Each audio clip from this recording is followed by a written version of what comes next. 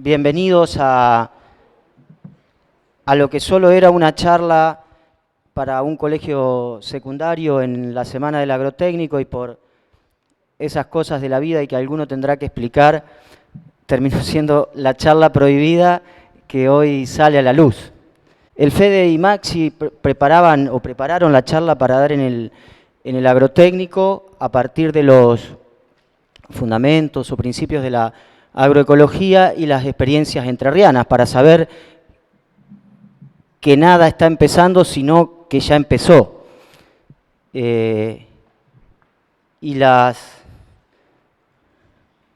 A veces esas cosas, como decíamos el día de la conferencia de prensa, que parece que se quiere frenar algo que ya nació. Y no se puede. Y no se puede. Después de eso, además, intimidaron, amedrentaron un poquito a los gurises con que no estaban inscriptos en el, ¿cómo se llama? COPAER, colegios de ingenieros agrónomos. Y nosotros en los diálogos telefónicos decíamos que no había que inscribirse. Bueno, el Fede lo tenía en trámite, el Maxi vivía en Buenos Aires cuando lo invitamos a ser parte del equipo técnico del PAS. Pero mi amiga, la farmacéutica Nora, supongo que me receta o recetará en mi pueblo cuando estará en el colegio, digo, tiene que tirar una receta de algún antibiótico, de alguna cosa de ese estilo. Pero cuando me dice, che, Kika, tomate un té de boldo para el problema del hígado, lo hace como comunidad y lo hace porque es mi amiga y mi vecina, no necesita ser farmacéutica. Los gurises no necesitan en ningún momento, para ser técnicos del PAS, para asesorar a los campesinos, a los productores, a ponerle una patita a un modelo, pero más que para poner una patita de la dignidad y la resistencia, como decíamos, a crear otra cosa, no se necesita más que entender cómo funcionan los ecosistemas y hacer un esfuerzo inmenso para comprenderlos. Y de vuelta crear comunidad. Cuando creamos comunidad, no se pueden prohibir las cosas. Privarle a gurises del secundario escuchar voces en épocas de rebeldía y de libertades, como es no solo el 2018, sino digo la adolescencia, es haber despertado una llama que no para más. Y como decimos siempre, hay un mundo que no nos gusta y se cae a pedazos.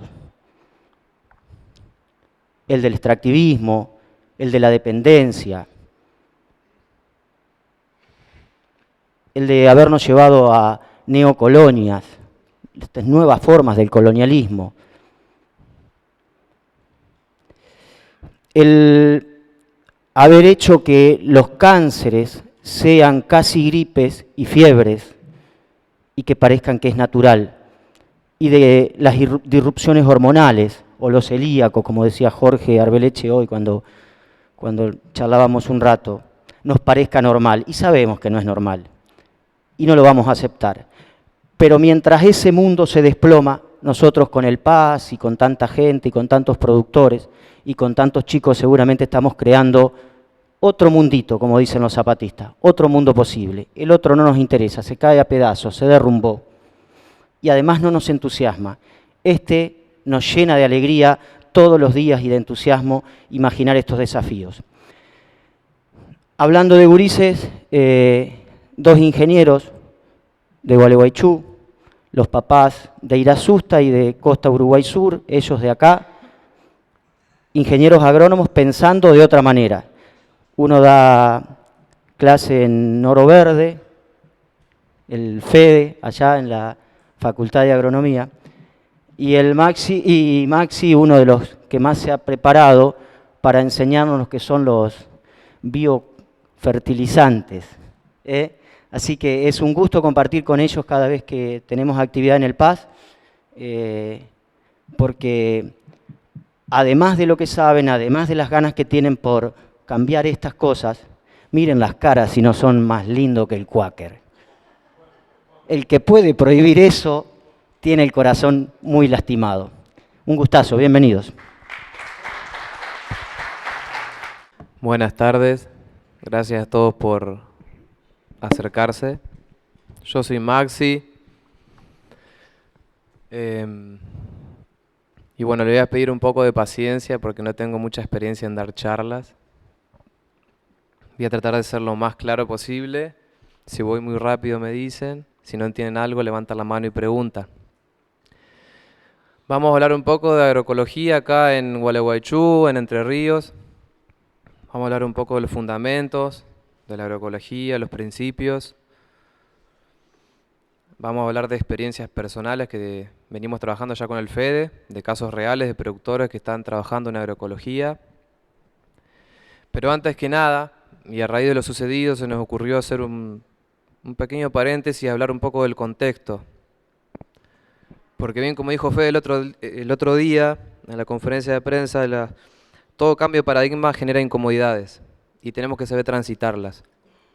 Cuando hablamos de agroecología, se tocan intereses, por eso nos pareció interesante hablar un poco del contexto. Entonces yo le voy a hacer un pequeño resumen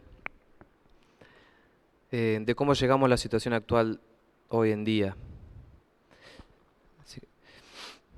Bueno, ahí, como ven, el cuento empieza mucho antes, pero me pareció demasiado, entonces se los cuento medio resumido. En el año 1996 hubo una conferencia muy importante en Roma, un congreso de la FAO, donde se juntaron representantes de 186 países a hablar sobre la situación actual del mundo de la alimentación. De ese congreso surge de que había cerca de 800 millones de hambrientos en el mundo, malnutridos, gente que no llegaba a consumir las calorías necesarias diarias, según la OMS. Los representantes de todos los países miembros se proponen reducir para el año 2015 a la mitad esa cantidad de gente que pasaba hambre. Para ello toman una serie de medidas, de financiamiento, de políticas públicas, que cada país tenía que respetar en su territorio. Y bueno, ahí surge la famosa frase "hay que alimentar al mundo", que hasta el día de hoy se escucha. Y yo voy a pasar simplemente algunos datos de 1990 al 2015, en esos 25 años, ¿qué pasó? Acá, por si algunos no sabían, la soja en el país se sembraba muy poco antes. Creo que en el año 1970 había solamente 1000 hectáreas de soja sembrada. Pasamos a las 100.000 al año 80, llegamos al millón de hectáreas sembradas en los 90. En el 2000 llegamos a las 10 millones de hectáreas y en el 2015 a las 20 millones de hectáreas de soja sembrada. En ese mismo lapso ocurre una altísima tasa de deforestación. Ahí pueden ver los datos. Ustedes en el país se deforestaron 8 millones de hectáreas de bosques nativos. Esto hace referencia a bosques nativos, no a bosques implantados, a plantaciones de eucalipto o pino o álamo comercial, sino a bosques nativos. Bueno, ahí puse datos de otros países como para que se entienda que no es un caso aislado, que no solamente ocurrió acá en Argentina, sino que también ocurrió en Brasil, en Paraguay, en Uruguay. Y en ese mismo lapso, no solamente que los hambrientos no disminuyeron, como era el plan, era la idea, sino que aumentaron, llegando a un pico máximo cerca del 2009-2010 de 1000 millones de hambrientos. Hoy estamos cerca de los 800 millones, 815. Todos son datos de la FAO estos. Entonces por eso yo hablo siempre del fracaso de esa cumbre de la FAO. ¿Cómo llegamos a esta situación? Revolución Verde que da inicio al agronegocio o modelo agroindustrial. Un modelo simplificista y cortoplacista en cuanto al manejo de los recursos naturales. Este modelo toma el suelo como un material inerte al cual hay que agregarle nitrógeno, hay que agregarle fósforo y hay que agregarle potasio para que las plantas funcionen, ¿no? Se olvida de la microbiología de los suelos, que es la fertilidad natural, es la que origina esa fertilidad. Se olvida de los micronutrientes, Las plantas no viven solamente con nitrógeno, fósforo y potasio, sino que también existen micronutrientes que son necesarios en partes trazas, en partes por millón. Esos micronutrientes son los encargados de mantener las plantas con un sistema inmunológico fuerte para que no se enfermen, para que no sean susceptibles a las enfermedades. Entonces, en el momento en que empezamos a utilizar en un principio herbicidas para matar, ¿no?, las plantas, porque nos molestan, entramos en ese círculo vicioso del modelo agroindustrial. Cuando aplicamos un herbicida no matamos solamente las plantas, sino que dañamos esa microbiología. Por lo tanto, es necesario la utilización de esos fertilizantes químicos. Y ahí entramos en el círculo vicioso del modelo agroindustrial. Esos fertilizantes químicos lo que hacen es un exuberante y rápido crecimiento de las plantas, pero como dije anteriormente, nos olvidamos de los micronutrientes que son los que fortalecen el sistema inmunológico de estas plantas. Por lo tanto, las plantas crecen, pero son altamente susceptibles a los fungicidas, a los hongos y a los insectos. Por la teoría de la trofobiosis, que vamos a hablar ahora más adelante, se va a entender muy bien por qué estas plantas son más susceptibles. Se encuentran en un proceso de proteólisis. Tienen alta concentración de aminoácidos libres en la savia, lo cual ocasiona que los insectos la detecten y vayan y las coman. Lo mismo pasa con los hongos. Entonces aplicamos el herbicida, matamos la microbiología, aplicamos fertilizantes químicos, nos obliga a aplicar fungicidas, nos obliga a aplicar insecticidas. Y ese es el círculo vicioso del modelo agroindustrial al que nosotros queremos decir, paremos. Podemos entrar en un círculo virtuoso, que no se trata solamente de sidas, de matar, de ir preparados para la guerra al campo, sino ir preparados para inocularlo con vida. Revolución Verde se le llamó a eso, por si alguno no sabe, fue un proceso donde se desarrolló un montón de tecnología para el campo, fue la distribución masiva de fertilizantes, de semillas, ya el productor no producía sus propias semillas, sino que la pasó a comprar, fungicidas, plaguicidas, todo lo que nombró el Fede. A eso se le llamó la Revolución Verde. Y bueno, y como podrán ver en la imagen, ese campo está perdiendo entre 15 y 20 toneladas de suelo al año. Una de las externalidades del sistema que no se cuentan, que bueno, seguiremos hablando. La Revolución Verde, bueno, 25 años de enormes olas de ciencia agrícola y desarrollo tecnológico no solucionaron el problema del hambre y la pobreza. Y el costo social y ecológico fue inmenso. Superó los posibles beneficios y algo muy importante, sin cuantificar las externalidades del sistema. Recién hablamos de una externalidad que es la pérdida de suelo. ¿Qué son las externalidades del sistema? Son los costos económicos que no entran en la cuenta cuando sacamos los balances. Sí, la soja me rindió esto, cuantificamos lo positivo, cuantificamos lo negativo, la semilla, los herbicidas, pero la pérdida de suelo no se tuvo en cuenta. Las inundaciones no se tuvieron en cuenta. La contaminación de las napas no se tuvieron en cuenta, la contaminación de los arroyos no se tuvieron en cuenta, la salud no se tuvo en cuenta. Tener un 50% de los niños del Garrahan con cáncer, en el Garrahan, que sean entrerrianos, eso no se está teniendo en cuenta en las externalidades del sistema.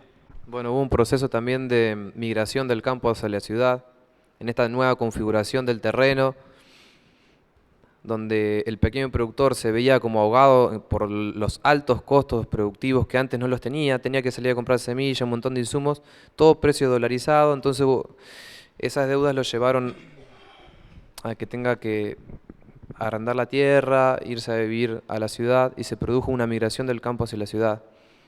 Y el campo así quedó en manos de los grandes pools de siembras y disponible para el agronegocio. Eso tiene el nombre ese tan difícil que nunca me sale, que es descampesinización. Hace referencia a eso. Y los territorios pasaron a ser zonas de sacrificio. Las escuelas rurales pasan a estar dentro de zonas de sacrificio. Bueno, ahí pusimos fotos, nos parecía interesante porque la charla estaba dirigida a alumnos, ¿no? Entonces nos parecía interesante mostrar cómo es el monocultivo de soja. Pero puede ser también de maíz, de caña de azúcar, de remolacha azucarera. Hay varios tipos de monocultivos.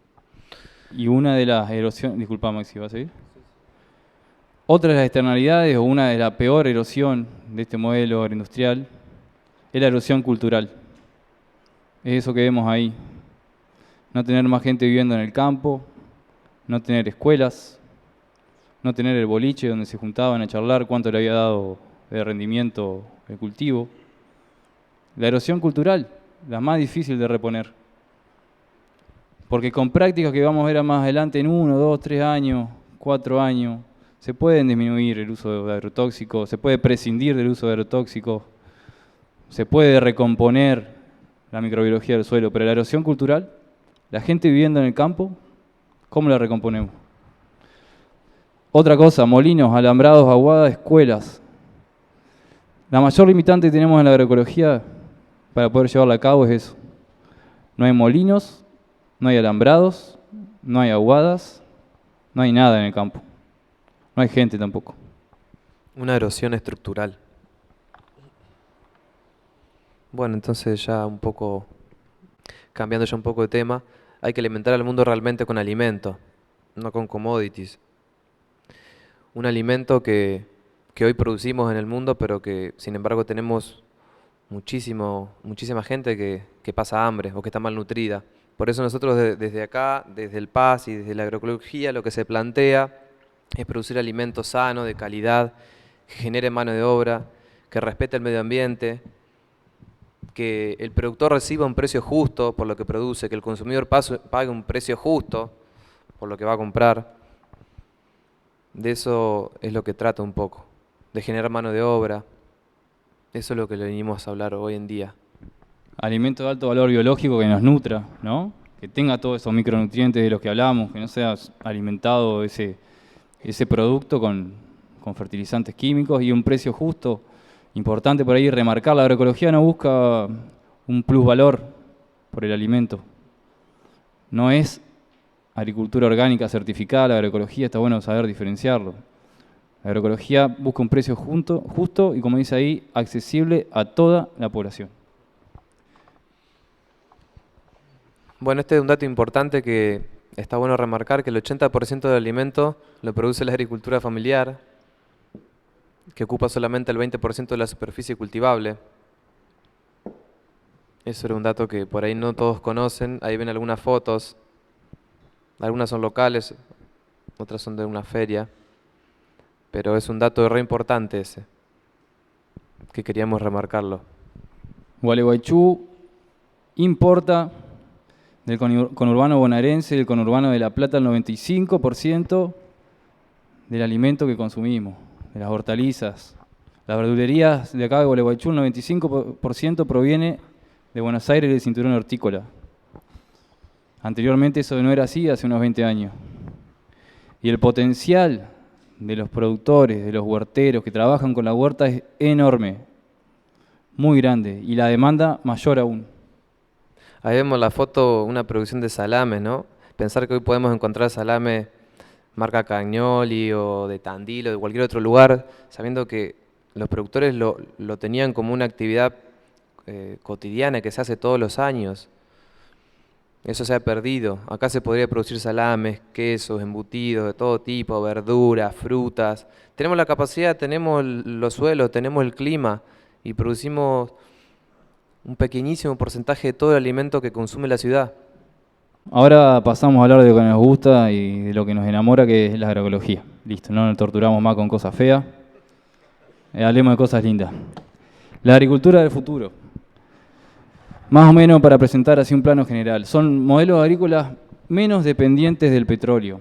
La rama fuerte de la agroecología habla de prescindir de los tractores, prescindir de los combustibles. Nosotros no lo vemos cercano, pero sí disminuir los insumos dependientes del petróleo. Ya al disminuir insumos químicos se disminuye mucho el uso del petróleo, ¿no? Agroecosistemas de bajo impacto ambiental, lo vamos a ver ahora en experiencias. Agroecosistemas resilientes al cambio climático, a las sequías, a las inundaciones, a las plagas, a las enfermedades. Resilientes, se adaptan a los cambios. Esa palabrita es muy importante porque le da estabilidad al productor. Por ahí a un productor no le sirve tener vaivenes en su producción que lo complica en su economía, sino que por ahí prefiere tener una cierta estabilidad, una cierta tranquilidad. A eso hace referencia resilientes. Estos sistemas donde tenemos una fuerte presencia de la vida en nuestros campos, de la microbiología, son mucho más, las sequías le pegan menos, las inundaciones les pegan menos. A eso hace referencia un poco esa palabrita. Agricultura multifuncional, servicios económicos, se es rentable, los costos disminuyen, los rendimientos son medidos. No buscamos altos rendimientos, no buscamos genéticas de semillas, de variedades o de híbridos con alto potencial de rendimiento. ¿Para qué si no vamos a llegar a esos altos potenciales de rendimiento? Con que sean medios, con que sean estables y seguros y podamos disminuir los costos, los márgenes son mayores. Servicios sociales, esta erosión cultural que queremos remontar. Queremos una neoruralidad, queremos que los jóvenes vuelvan al campo, pero que se sientan cómodos en el campo. Hoy en día la población rural está avejentada. No sé si lo han notado, si van muy seguido al campo, pero yo he andado por varias provincias, por varias comunidades campesinas, y lo que uno ve es que la población rural está avejentada. No hay jóvenes, los jóvenes han migrado. Y claro, si no tienen internet. Hoy en día, todos los que estamos acá tenemos internet seguro, o lo usamos. No hay internet, no hay señal de teléfono, se corta la luz cuando hay un poco de viento, llueve, no tenés camino, no puedes entrar, no puedes salir. Todas esas condiciones de deterioro estructural hacen de que ha espantado a la gente. Hoy no tenemos jóvenes en los campos. Sistemas alimentarios locales. Bueno, lo que queremos desarrollar con el PAS. Acortar las cadenas de comercialización. Que el productor pueda vender directamente sus productos al consumidor, ya sea en ferias, bolsones, etc. Agroecología. Bueno, el enfoque técnico tiene sus bases en la biodiversidad, la sinergia en las interacciones ecológicas, el reciclaje de nutrientes y en los procesos sociales basados en la participación de la comunidad. Lo vamos a ir desglosando a medida que sigamos con la charla. Es una ciencia interdisciplinaria. Por supuesto, los procesos ecológicos hay que conocerlos, hay que estudiarlos, hay que observarlos, es necesaria una percepción de la naturaleza. Caminar los potreros, oler el suelo, mirar. La antropología y la sociología, el productor pasa a estar dentro del campo, no está fuera del sistema. El asesor agroecológico cuando va al campo se pone a charlar, se toma por lo menos medio termo de mate. Si no pasamos el medio termo no sirve. Y hablamos de productor o la persona que trabaja en el campo, que muchas veces no es el dueño. Etnoecología, ¿sí? Cómo la ecología le sirve a la sociedad. Control biológico, lo vamos a ver ahora, la biodiversidad fundamental. Ecología económica, también la agroecología se basa en la economía social, esto del precio justo, esto de la solidaridad, esto de que el Estado tome en cuenta y se haga cargo de estas situaciones, de este contexto en el que estamos viviendo. Ciencias agrícolas básicas, importantísimo también. Todos los agrónomos tienen las ciencias agrícolas básicas. Conocimiento tradicional de los agricultores, importantísimo.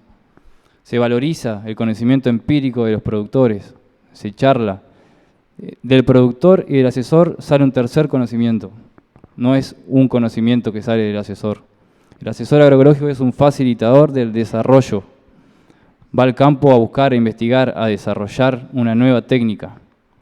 Investigación participativa en los campos de los productores. Se investiga en el campo, no se investiga en las experimentales. ¿Qué sentido tiene un campo experimental para desarrollar una semilla, una variedad, un híbrido de una corporación para homogeneizar y que los demás productores se adapten a esa semilla? ¿Por qué no tenemos una semilla para cada campo, una semilla para cada productor? Eso es lo que pregona la agroecología, investigación participativa en los campos de los productores, no en la experimental. De Menem para atrás, el INTA, las investigaciones las hacían en el campo de los productores. Después empezó a investigar para las corporaciones. Principios, formas tecnológicas y específicas. Ahora vamos a hablar de los principios. La agroecología es una ciencia interdisciplinaria, como vimos recién, por lo tal no tiene dogmas ni recetas. No busquemos recetas, compañeros asesores, porque no las vamos a encontrar. Tiene principios universales, que sirven tanto para la producción intensiva, semi-extensiva, extensiva. ganadera, mixta, principio universal. Incrementar el reciclaje de biomasa y el balance en el flujo de los nutrientes. Asegurar la calidad del suelo, materia orgánica y microbiología. Esa es la base de la fertilidad. Desde la agroecología se piensa de que ¿por qué se suspende todo el uso de fertilizantes, no? Uno, a través de un manejo amigable con el suelo, promoviendo la acumulación de materia orgánica, cubriendo los suelos, logra recuperar una microbiología perdida que en la agricultura industrial es lo primero que se mata, con todos los venenos que se utilizan. Esa microbiología es lo primero que se pierde, son los indicadores biológicos más sensibles. Y si no tenemos una microbiología en un suelo, que es la que nos da la capacidad de digestión de los residuos orgánicos, que para que vuelvan a ser nutrientes, nos cortan la cadena al medio. Entonces no tenemos forma de nutrir a nuestro cultivo si no le agregamos un fertilizante. Está como todo muy bien pensado, ¿no? Entonces de la agroecología o agricultura orgánica, la base de la fertilidad es la microbiología, es concebida de esa manera.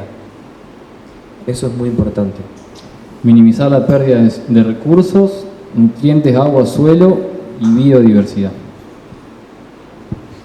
Ya vamos a ir hondando en cada uno de estos principios con las experiencias. Fortalecer el sistema inmunológico de los agroecosistemas. Trofobiosis. Acá aparece la teoría de la trofobiosis. Claro, no sé si escucharon hablar alguna vez de la teoría de la trofobiosis, pero se la cuento un poquito, se lo voy a contar bastante simple. Lo puede adaptar uno a las personas también, pero dice que trofobiosis significa el desarrollo de la vida por el alimento y tiene que ver con que una planta bien nutrida tiene las defensas altas y no tiene por qué enfermarse.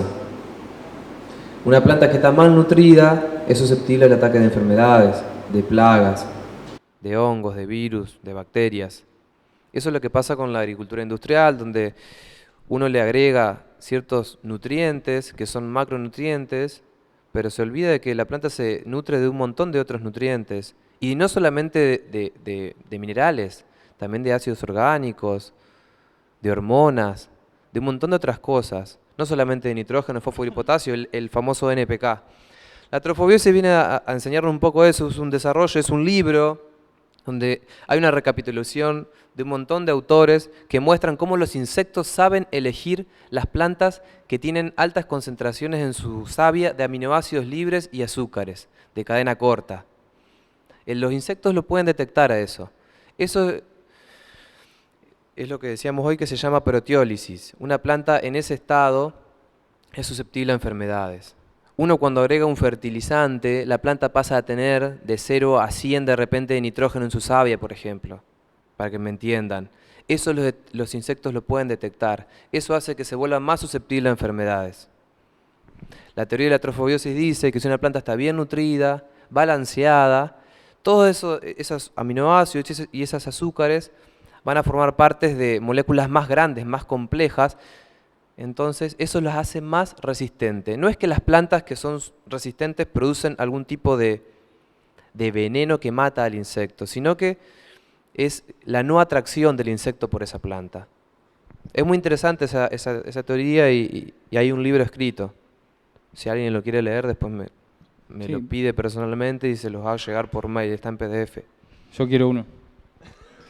Proteólisis, lisis, deliciados, o sea, la proteína se parte en pedacitos y son los aminoácidos lo que traen a esos insectos. Proteosíntesis es la síntesis de esa proteína. Cuando la planta se encuentra en proteosíntesis, para que se sinteticen esas proteínas son necesarios los microelementos, el cobalto, el magnesio, el manganeso, que forman las enzimas que unen esos aminoácidos y forman las proteínas. Al nutrir los cultivos solamente con NPK, nos faltan esos micronutrientes que forman las enzimas para que haya proteína y no aminoácidos en forma libre. Por eso los insectos y los hongos proliferan en los cultivos. Incrementar las interacciones biológicas y sinergismo, simbiosis, agricultura de proceso. Diversificar a nivel de finca y a nivel de paisaje. Se toman todas las escalas, se diversifica la finca, pero también es necesario diversificar los paisajes, las banquinas. Hay que sacarse de la cabeza que las chilcas son una plaga, que es una suciedad. No, todo lo contrario. Atraen enemigos benéficos. Es de la familia de las asteráceas, de las compuestas. Tienen flores chiquitas, atraen los microhimenópteros, que son los que parasitan a las orugas que se comen después la soja o el maíz. Diseño de finca y manejo de la biodiversidad funcional. Biodiversidad funcional. No toda la biodiversidad es funcional en la agroecología. Hay plantas que atraen a esos benéficos, entonces tienen una mayor importancia en la agroecología. No sé si se entiende. Hay plantas que son hospedadoras de los enemigos benéficos que consumen a las plagas. Por eso la biodiversidad, la diversidad de esa especie es funcional, no funciona, no sirve. La chilca es una de esas. Bueno, un poquito siguiendo con lo que decía el Fede, la biodiversidad también brinda un montón de servicios ecosistémicos que uno a veces no tiene en cuenta y que son servicios que la naturaleza los brinda.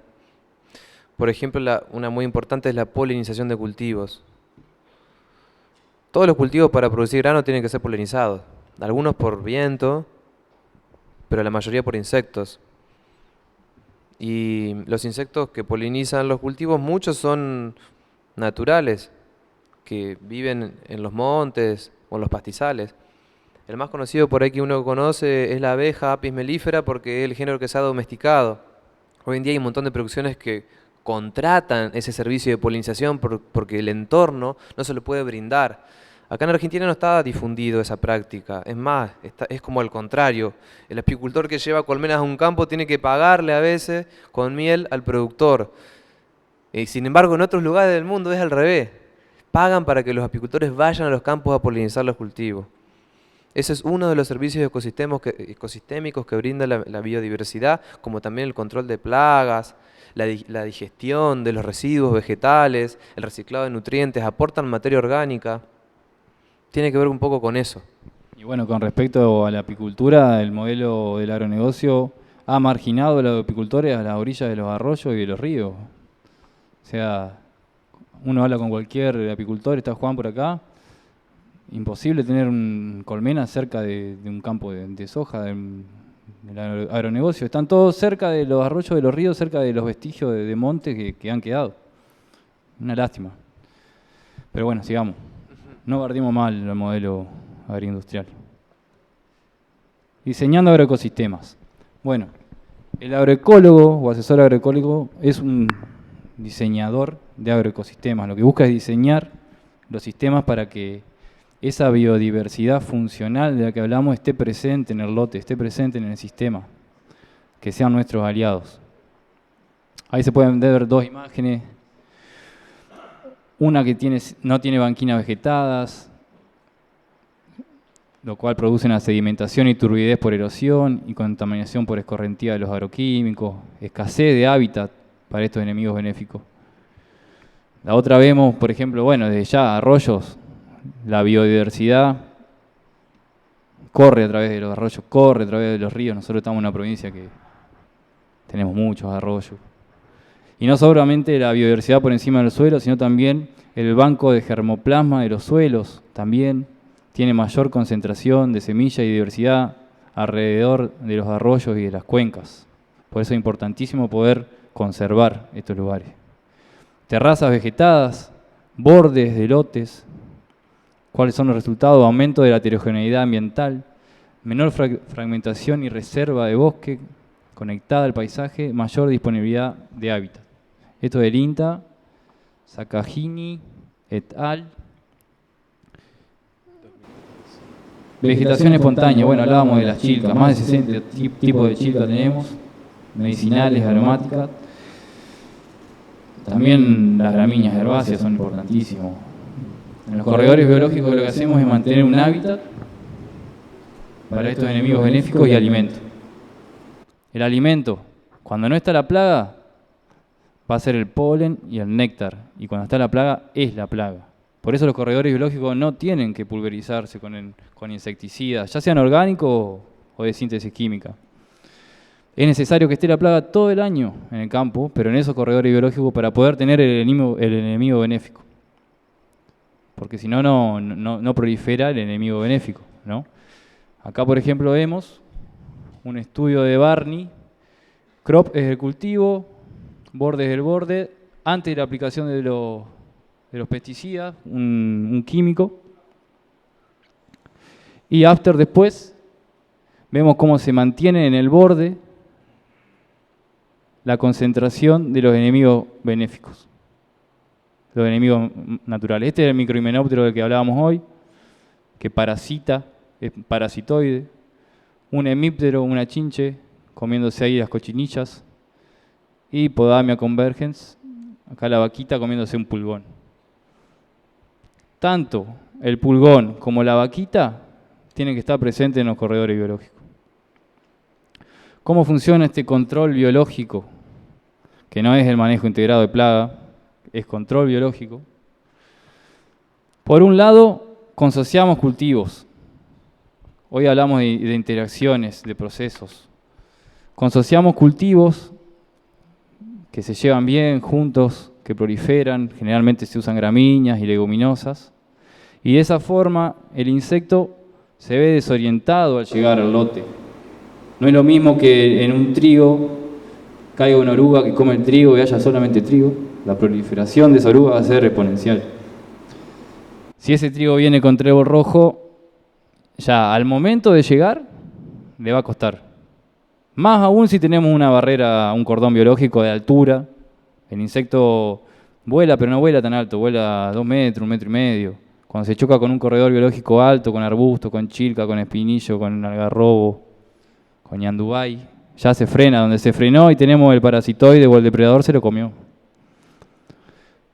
Pero aún así, el cultivo ese no está el trigo solo, sino que está el trébol rojo, que a su vez también trae otro insecto que puede llegar a comerse la plaga del trigo. Entonces, ese es un modo de acción. Y el otro modo, bueno, como hablamos, es el corredor biológico manteniendo el depredador. ¿Cómo? Sí, fíjense que el Fede le está hablando de corredores biológicos. ¿Por qué? Porque ahí es donde la biodiversidad, los bichitos, los insectos se reproducen y nidifican. La principal efecto de los desmontes y del monocultivo y de tirar venenos es que los insectos ya no tienen lugar donde reproducirse y nidificar. Se han perdido. Uno, para encontrar algún insecto que está haciendo metamorfosis, tiene que irse a los alambrados, porque ellos hacen nido en los huequitos de las maderas. Hay gente que pone cañas y hace tipo hoteles para insectos. No sé si lo han visto. Es muy bonito, pero incluso, bueno, ya sacan los alambrados, así que tampoco le dejan chance, ni siquiera los alambrados. Pero por eso el Fede habla de cordones biológicos, de dejar franjas, de clausurarlas como para recomponer con mayor velocidad, ¿no?, todos estos sitios de nidificación, de alimentación y reproducción de insectos con todos los beneficios que ellos traen. Diseño underground, ahora nos ponemos cooles y hablamos de también diseñamos en el underground, en el suelo, ¿no? No solamente vemos las plantas por arriba, sino que pensamos que en el suelo la biodiversidad y la diversidad también existe. No, nos hicieron creer que es todo competencia y no es todo competencia en la naturaleza. Se asocian las plantas, las raíces no son todas iguales, las raíces, las plantas, las especies no consumen todos los mismos nutrientes. No es lo mismo hacer un cultivo de una sola especie que consume los mismos nutrientes, las mismas concentraciones en el mismo momento del año, con los mismos ciclos fenológicos que cuando se consocian, cuando se asocian, con leguminosas que fijan nitrógeno del aire, con las gramíneas inoculadas con micorrizas que solubilizan el fósforo del suelo, lo hacen altamente disponible. Bueno, la agroecología también, como hablamos hoy ya un poco, valoriza la cultura campesina y su conocimiento empírico. Lo tiene en cuenta, charla, toma decisiones juntas, se habla de un tercer conocimiento. Y la calidad de vida, bueno, también ya se habló un poquito, pero se pregona por una calidad de vida en el campo. Bueno, un poco la filmina habla por sí sola, disminuir el uso de insumos externos. Esto es una base de la agroecología. Lo que nosotros proponemos es que el productor deje de comprar insumos externos a su explotación, insumos extraprediales.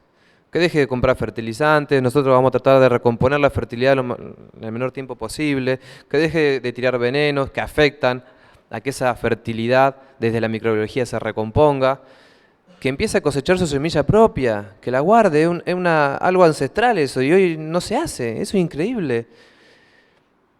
Que los fertilizantes, por ejemplo, existen un montón de técnicas para preparar biofertilizantes, después les vamos a mostrar algunas nomás, como para que se queden con la duda de si qué quieren, después ustedes nos preguntan. Pero se trata de eso, ¿no? De disminuir el uso de insumos extraprediales, bajar costos. Y aún así, si el productor no tiene tiempo, o no tiene ganas, o tiene el dinero de comprar esos insumos, no es lo mismo comprársela a Monsanto, a Bayer, que comprársela al vecino. Bueno, por eso la alternativa son insumos de producción propia, ¿no? Esa es una foto de generación de reservas, de rollos. El rollo es lo más barato que puede hacer el productor como reserva. El pasto es lo más barato que hay. Antes que el grano, antes que cualquier otra cosa, es el pasto. Bueno, una de las técnicas puede ser esa, promover que el excedente de primavera, verano, se corte y se haga rollo. No será de la mejor calidad, pero es lo más barato. Y muchas veces son necesarios.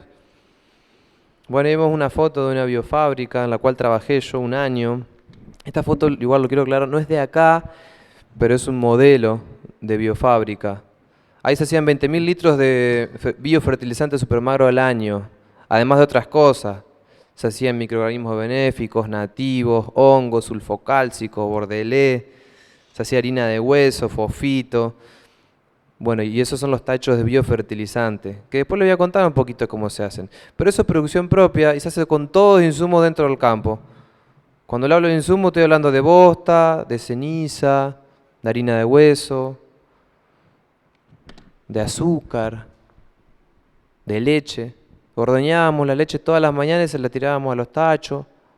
También se puede hacer queso para no tirar la leche en los tachos y utilizar el suero. En vez de utilizar 2 litros de leche le pones el doble, 4 de suero, es lo mismo. Y si no tenés vacas, buey, tambo, seguramente hay alguien cerca que tiene un tambo y puedas conseguir leche o suero.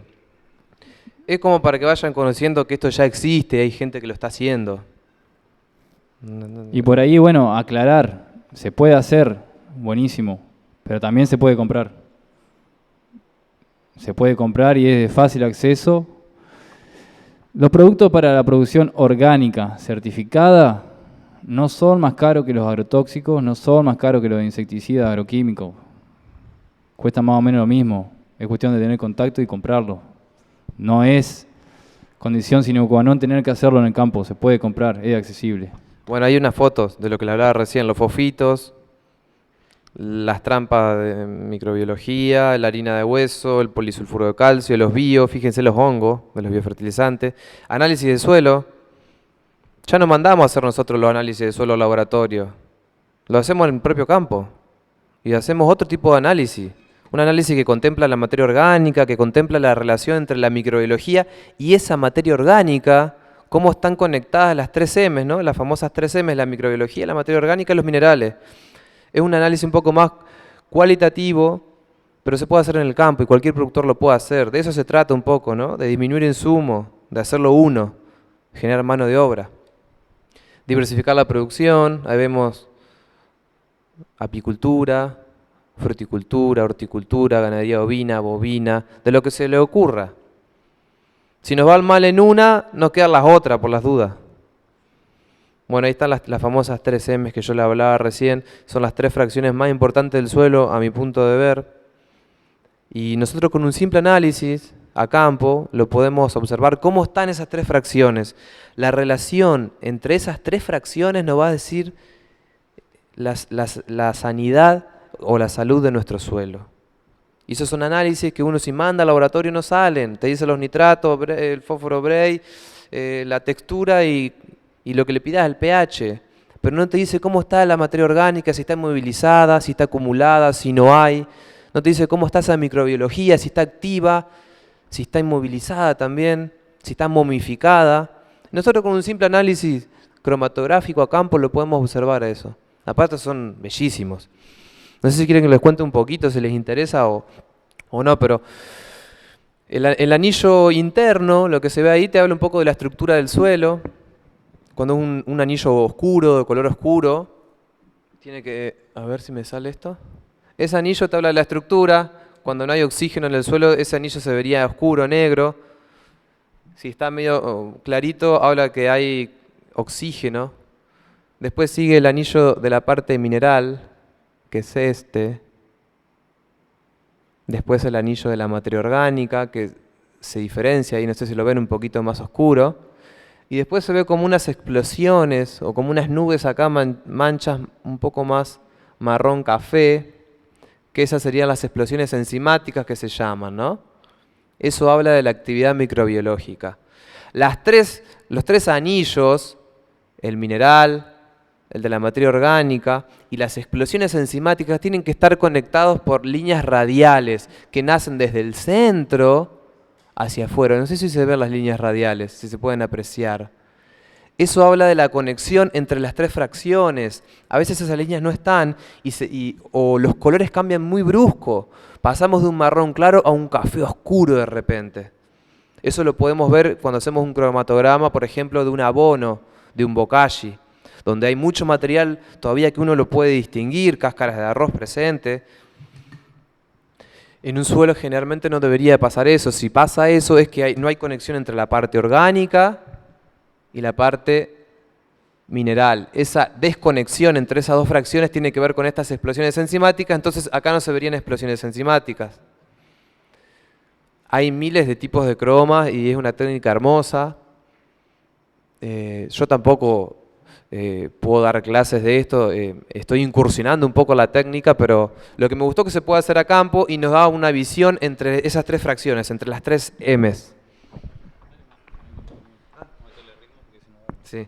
Bueno, pero ahora pasamos a las experiencias, lo más lindo, y le vamos a meter un poco de ritmo. Un poquito más ritmo. Bueno, cultivamos salud, la huerta de Carlos Bosch.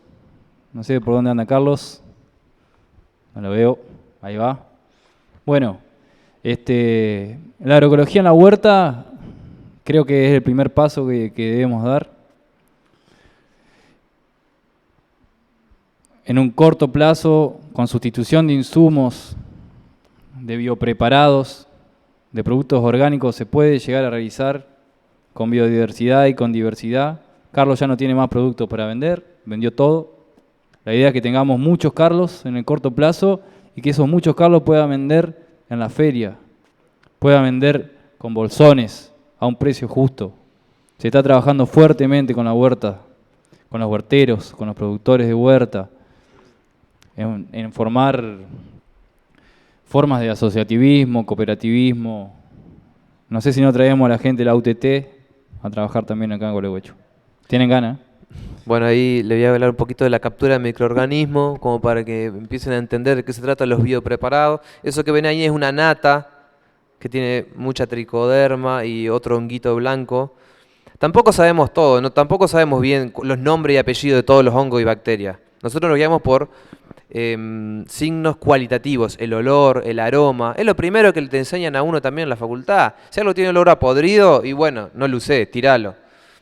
¿Viste? Nosotros seguimos esa metodología, los olores, los colores, las consistencias. Esa es una nata de un hongo, de un biofertilizante. Y bueno, acá les muestro un poco cómo es la técnica de preparado de trampas para captura de microorganismos nativos. Se hace un sustrato, se le hace una precocción a un grano, ya sea arroz, avena, maíz, puede ser marlo también. Una precocción para que absorba un poquito de humedad. Se hacen pequeñas trampas que luego se las entierran en el suelo. Ahí ven, hay distintas formas. Se le solía poner una lona arriba por el tema de las lluvias, porque uno hace un pequeño huequito. Lo importante es meter la trampa a los primeros centímetros del suelo, que es donde se concentra la mayor actividad microbiológica. ¿Por qué? Porque hay raíces. Y se asocian a los exudados radiculares todas estas bacterias y hongos. Entonces se ponen ahí. Elegimos el mejor lugar, donde nosotros vemos que hay mucho pasto, ahí la vamos a ir a meter. Después de una lluvia mejor, porque se activa toda la microbiología. La dejamos 5, 6, 7 días, después vamos y las cosechamos.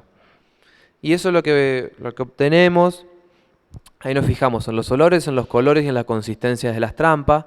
Hacemos una clasificación, hay una clasificación, somos prolijos. Ahí ven fotos, esas son trampas de arroz tomadas completamente por tricodermas y bacillus. Esponjosa, seca, agradable, olor agradable, gran colonización de hongos. El tricoderma, bueno, aclarar que no es que solo nosotros nos conocemos la microbiología en su totalidad, sino que el modelo agroindustrial ni la ciencia conoce la totalidad de la microbiología, ¿no? El tricoderma es un hongo caníbal que daña, que consume a los hongos patógenos de la planta, y el Bacillus subtilis es una bacteria que se asocia a la raíz y protege a la planta de los demás microorganismos patógenos. O sea, hace como una protección en las raíces. Tanto el tricoderma como el Bacillus subtilis se pueden comprar comercialmente. No es lo ideal, ¿por qué? Porque no son nativos, no son del lugar, no están adaptados a la zona, no están adaptados a las precipitaciones ni a las temperaturas, pero es una opción. Bueno, acá otra experiencia, un maíz orgánico diferido. Una experiencia interesante. Un maíz de una semilla criolla que inicialmente fue comprada a Juan Quier, es famoso, conocido el campo La Aurora, manejado por Eduardo Cerdá. Después empezó a hacer cosecha propia de esa semilla. Todos los años se dejaban varios surcos y se cosechaba a mano la semilla, se desgranaba y se guardaba la semilla para hacer maíces todos los años. Siembra convencional, en principio, porque bueno, veníamos de lotes totalmente degradados por el otro tipo de sistema. Tampoco que somos bastante accesibles con esas cosas. Bueno, sembramos a 70, convencional, tuvo un par de escardilladas. Ahí está el cultivo creciendo. Acá hay fotitos de, no sé si se ve la pantallita ahí, pero ahí estoy aplicando biofertilizante. La estancia donde trabajaba tenía un mosquito exclusivamente para aplicar biofertilizantes y biopreparados. A esos maíces les aplicamos 5 aplicaciones de biofertilizantes. 300 hectáreas maízimo. Esto fue en el 2017. Por ahí, como ven acá, esto es una pulverizadora autopropulsada. Mosquito. La idea es convertir a esos contratistas. No se asusten, no vendan la pulverizadora. Vamos a trabajar con vida en los campos, vamos a pulverizarlo con microbiología. No dejen el rubro si nos encanta el campo, nos gusta la vida, nos gusta trabajar ahí. Unámonos, se puede. Hay una forma de limpiar los tanques, porque este mosquito también estuvo muchos años trabajando con veneno, pero hay una forma de limpiarlos, mismo con los productos. Así que quédense tranquilos que hongos también, microorganismos nativos, dejarlos unos días ahí. Y bueno, de última habrá que limpiarla y... Bueno, ese maíz, como le decía, maíz diferido, se utilizó para consumo animal en pie, no se embolsó, no se picó, porque todo eso, la gente que trabaja en el campo sabe que es muy caro. Todo lo que es el picado, hay que pagar la picadora, los tractores, la máquina que embolsa, la bolsa. Después, cuando llega el invierno, abrirla, mixer, tractor, combustible, comedero. Es todo mucho trabajo y mucho gastadero. En este caso se eligió dejarla en pie. No es la mejor calidad, obviamente, es distinta calidad, pero es mucho más barato. Se pastoreó a altas cargas, se hacían parcelas diarias de 30 por 40, por ejemplo. Se le asignaba entre 3 a 7 metros cuadrados por animal, dependiendo de la categoría. Y dependiendo de la categoría también se les hacía suplementar, pastorear un poco de avena para incorporar un poco de proteína. Pero es una excelente opción, lo que quería remarcar. Aparte, como dice ahí, nos permite descansar las pasturas en un momento clave. Un maíz diferido que nosotros los pastoreamos en abril, mayo, nos permite descansar las pasturas que promocionamos o los verdeos. Entonces entrar el invierno con buenos volúmenes de pasto. Es una opción barata. El INTA también la ha difundido mucho, pero con el sorgo, que es más rústico. Es muy interesante esa opción porque está más adaptada a otras condiciones de suelo, pero también es válida. Bueno, esos son los números que por ahí me pareció importante anotarlos, pero más que nada para el productor. Pero son los números de ese año y lo que nosotros tuvimos. Y bueno, la conclusión, que el maíz orgánico diferido puede ser una excelente opción para el productor, más para aquellos sistemas de cría que tienen requerimientos bajos en proteína en dieta, ya que es una tecnología de bajo costo, que no contamina, que permite descansar las pasturas en un momento clave en otoño y además tiene un beneficio económico superior a un planteo netamente agrícola. Nosotros sacamos 1.500 kilos de carne por hectárea con ese maíz. Para hacerlo a plata, vamos a estar cerca de los 40.000 pesos por hectárea. Yo no sé si un maíz saca eso por hectárea. Bueno, esta es una experiencia en la aldea San Antonio, en la cual participó también el ingeniero Altuna, Agustín. Se comenzó en un lote que venía, bueno, del agronegocio, de soja continua, un potrero duro, y por eso tomamos la decisión de disquear. Se roturó el suelo.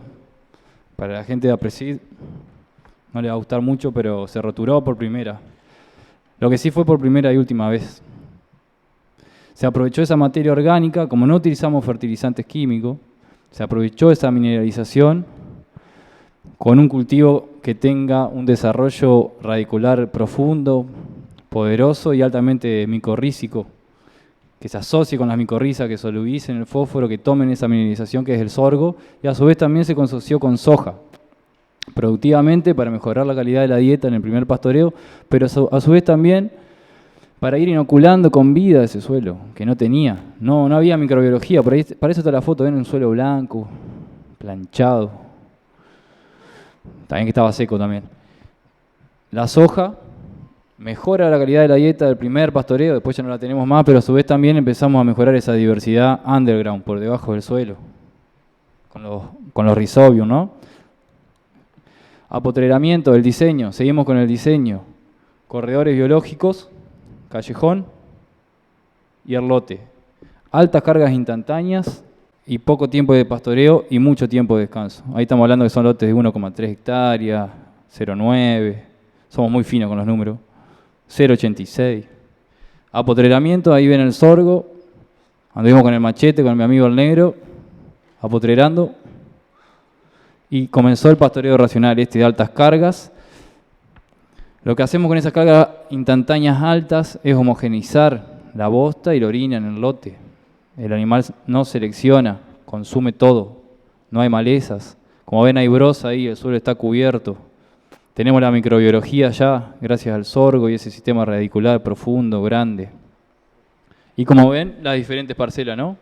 Esta recién comida, esta la semana pasada. Los animales estuvieron 5 días aproximadamente y eran 80, 90 toros por hectárea.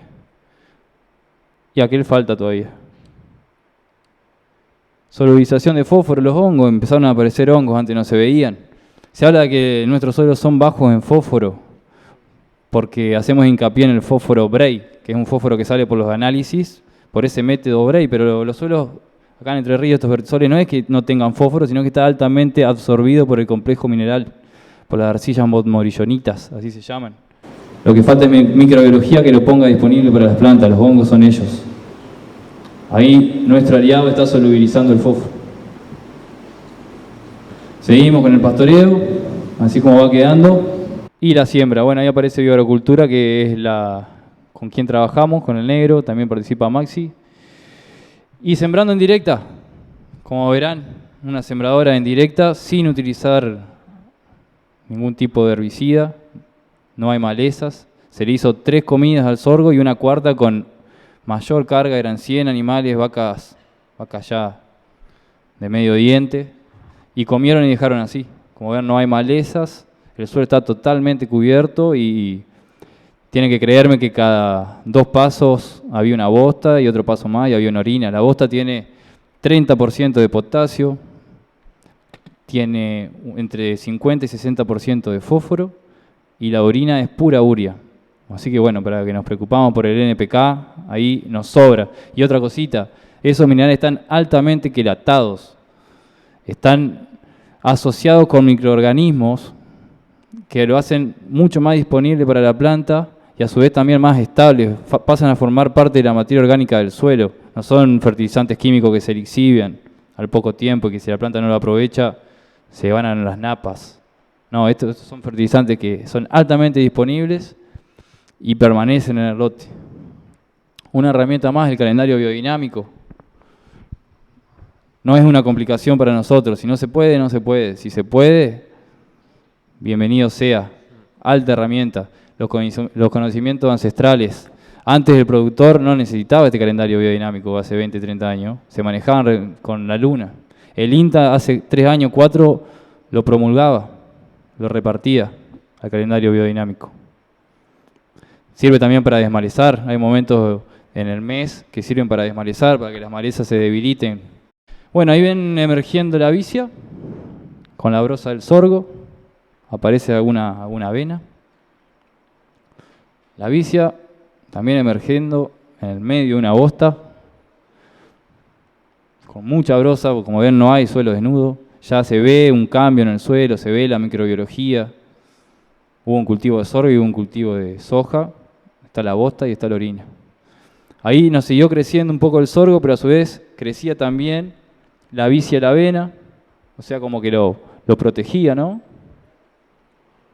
Control de malezas, bueno, eso que ven ahí es una Conisa bonariensis, rama negra, así está detiolada, pobrecita, entre la vicia, ni un problema.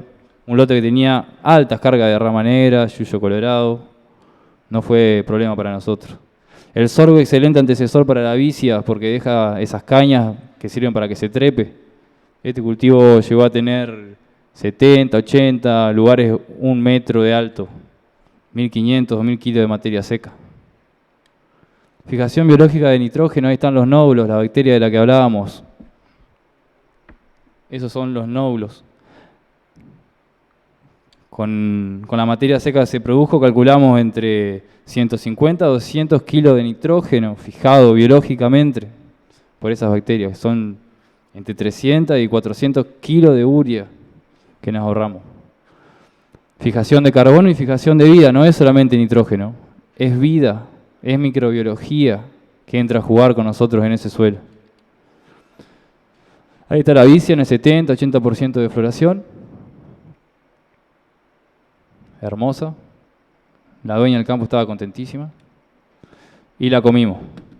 Se comió y bueno, nuevamente tenemos bosta, tenemos orina y tenemos el suelo listo para sembrar.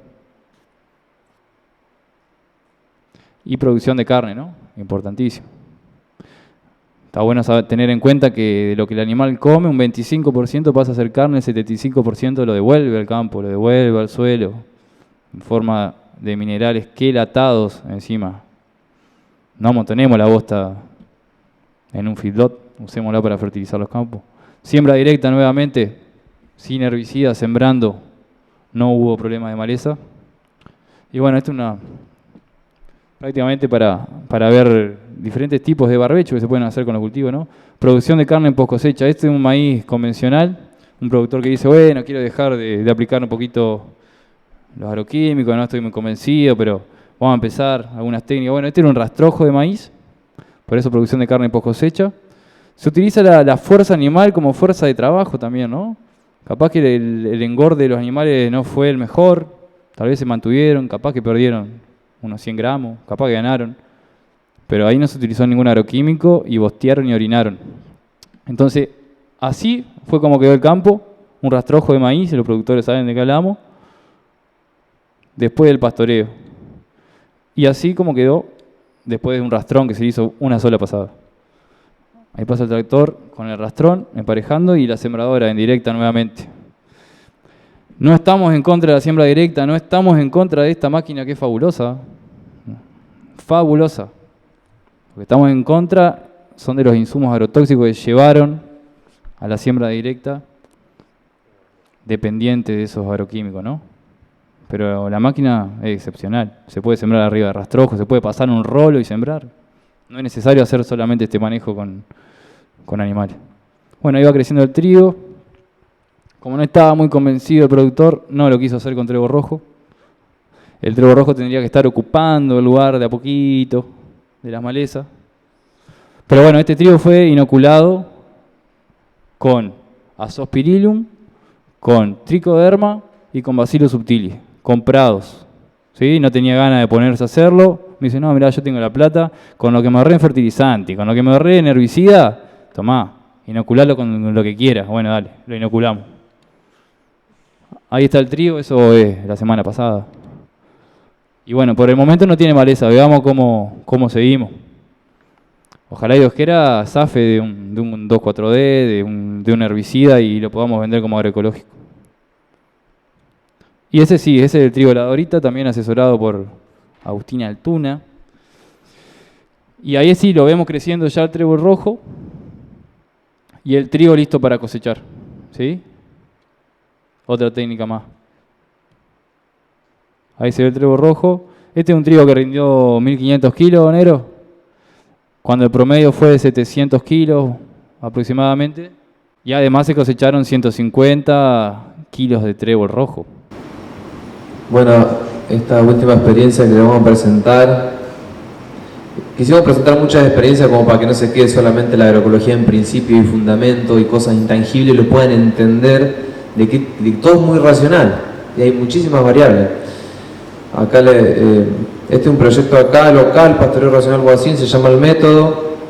Es un método básicamente de pastoreo que tiene que ver con altas cargas instantáneas de hacienda y tiempos de ocupación muy cortos y tiempos de descanso prolongados, depende de la época del año. Se rige por distintas leyes. Una de las más importantes para mí es la ley del descanso, que la hacienda tiene que entrar al lote en el punto óptimo de reposo de la pastura, que sigue una curva sigmodia, la curva de crecimiento de las plantas, la curva universal. Al principio la planta rebrota a expensas de raíz, de reservas que tienen las raíces o la base, o la corona o la base del tallo. Rebrota a partir de esas reservas de carbohidratos no estructurales. Una vez que adquiere cierto follaje empieza a hacer fotosíntesis y sigue creciendo, lo que se llama llamarada de crecimiento. Llega a tal punto que tiene tanto follaje que cubre todo el crecimiento y empieza a acumular reservas nuevamente en sus raíces. En ese punto está lista para hacer comida cuando llena sus reservas, porque una vez que es comida va a tener reservas en sus órganos de acumulación para poder volver a rebrotar. Trata de eso un poco. Son 4 leyes, hay otras leyes que la ley de ocupación, que tiene que ser muy corto el tiempo de ocupación como para no dejar de cumplir la primera ley. Si nosotros tenemos un tiempo prolongado capaz de ocupación de 6, 7, 10 días, la plantita que rebrotó después de ser comida los 3, 4 días la volvimos a comer, entonces ya no cumplimos la primera ley. Se trata un poco de eso, ¿no? Bueno, y les quiero presentar más que nada el proyecto acá, Los Yerbatales, un proyecto local en Costa Uruguay Sur. ¿Cómo comenzamos? Bueno, hicimos planos de los campos, hicimos pruebas de escala, empezamos a probar en parcelas chiquititas de 40 por 40, 3 cambios diarios, hicimos reserva para el invierno, veníamos haciendo reservas con sorgos, bolsas, carísimo. Dijimos, vamos a hacer rollo, vamos a cambiar. Fuimos a visitar un campo muy conocido, el proyecto más longevo acá en Argentina, el Pastoreo Racional, se llama El Verdadero Paraíso, sur de provincia de Santa Fe, en Amenábar. Empezamos a hacer, bueno, toda la estructura que precisábamos para poder mover la hacienda fácil, que los tiempos de ocupación sean muy cortos. El sistema viario, ahí se ve, los troncos. Bueno, esto es otro nuevo concepto, es el agua en la parcela, ¿no? Esto es muy importante, el animal 70% agua, al igual que nosotros. Y yo le decía al productor, solamente con tener agua en la parcela vamos a estar ganando kilos. Es muy importante tener el agua en la parcela, disminuir las caminatas, las largas caminatas. Pero es el punto más difícil quizás que el productor pueda aceptarlo, porque hoy en día, como les contábamos antes, los campos están sin bebederos, sin molinos, sin alambrado. Es difícil recomponer todo eso. Esta foto de los tanques blancos es otro productor también de acá, local, que está empezando a hacer este manejo. Miren el rebusque, ¿no? Bebederos plásticos, me pareció fantástico. Y son baratísimos. Es un tacho de 1000 litros cortado al medio. Bueno, después empezamos a recorrer la pastura, mucha observación, esperando el punto óptimo para pastorear. Fíjense, salimos a caminar las pasturas. Ahí ven una pastura de trébol blanco y abajo, por eso, como decía el Fede hoy, suelos bajos en fósforo. Nos preguntamos si hay leguminosa es porque hay fósforo. Y ahí vemos una explosión de trébol blanco.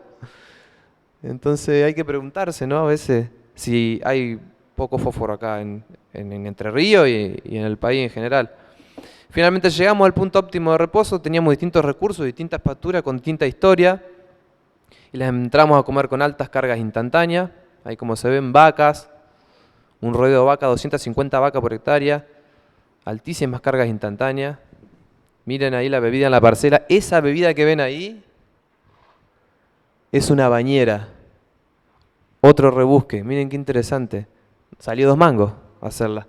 Con la manguera por encima del suelo todavía, porque hasta que uno empieza a observar y a mirar, después determina dónde va a ubicar el bebedero. Primero es probar, entonces se llama esto bebidas móviles. Las vas corriendo a medida que va, porque capaz no tenés toda la estructura al principio, ¿no? Ahí hay una foto más de cerca del bosteo, que es muy difícil poder mostrarlo en foto a cómo quedan los lotes bosteados. La verdad que nunca salen y no muestran la realidad, quedan extremadamente bosteados. La mancha de fertilidad, esos manchones donde hay más fertilidad es porque el animal bosteó o meó. Y ahí hay más crecimiento. Y después el campo con estos manejos se va a ir llenando de estos manchones, ¿no? Bueno, como conclusión, el buen aprovechamiento de los pastos es una tecnología que permite obtener altas producciones de carne por hectárea a bajo costo. Estamos usando solamente pasto, no mostramos ni grano, ni afrechillo, ni núcleo, ni nada. Fíjense que ni un mixer, pasto nomás. Es una opción efectiva y rápida de aumentar la fertilidad de los suelos. Si nosotros respetamos las plantas y promovemos el crecimiento, respetamos que ellas crezcan, que rebroten, que acumulen reserva, vamos a meter cada vez más raíz al suelo. Y si hay raíces, hay exudado. Y si hay exudado, hay microbiología. Y si hay microbiología, hay mayor ciclado y hay mayor crecimiento. Y si hay mayor crecimiento, el suelo está cubierto. No le pega el sol, no le pega tanto la helada. La temperatura empieza a estabilizarse. Bueno, por eso aumentar la fertilidad de los suelos de manera equilibrada, cuidando el medio ambiente. Claramente no se usan ningún tipo de agroquímicos ni fertilizantes. Bueno, nuestra salud será tan buena como la salud de la microbiología de nuestros suelos. Muchas gracias. Gracias.